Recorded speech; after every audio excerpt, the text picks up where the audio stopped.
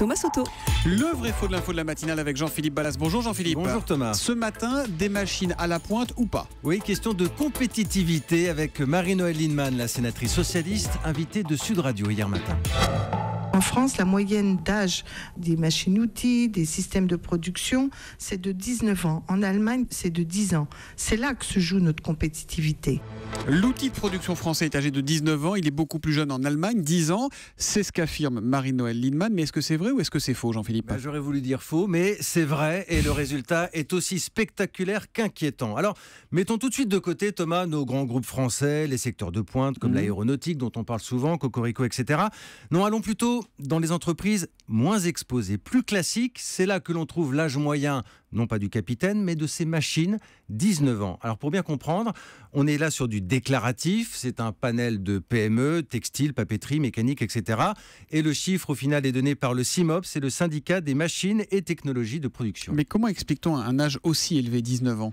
C'est une question de marge, disent les entreprises. Des marges qui ont baissé à cause des charges, notamment, qui ont augmenté. Bien, résultat, on s'est contenté d'entretenir les machines ces dernières années sans investir, tandis que nos voisins, comme l'Allemagne, renouvelaient leur parc de production. Et avec de nouvelles machines, on fait des articles plus haut de gamme, pendant que nous, on continue à faire du moyen de gamme, qui se vend mal, qui rapporte peu, c'est ce qu'on appelle un cercle vicieux. Bon, vous n'avez pas une petite lueur d'espoir quand même, non? Alors s'il y en a une petite, les marges, encore elles, seraient en train de remonter. C'est ce que me disait tout à l'heure Axel de Tarlet hors studio en citant une note de l'INSEE.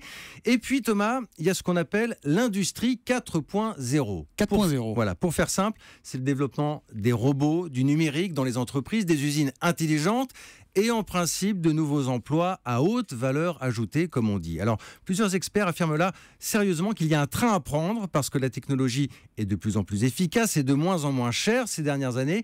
Pour vous donner une idée, le prix global d'un robot dans l'industrie, ce prix devrait baisser de plus de 20% dans les 10 ans à venir. Il y a donc un coup à jouer. La France a du savoir-faire, à condition toujours de pouvoir investir. Et puis il y a toute la révolution de l'imprimante 3D qui arrive et qui va changer beaucoup de choses. Le vrai faux de l'info de la matinale avec Jean-Philippe Ballas, tous les matins après le journal de 7h30 sur Europe 1. À demain Jean-Philippe. À demain. Il est 7h42 sur Europe 1.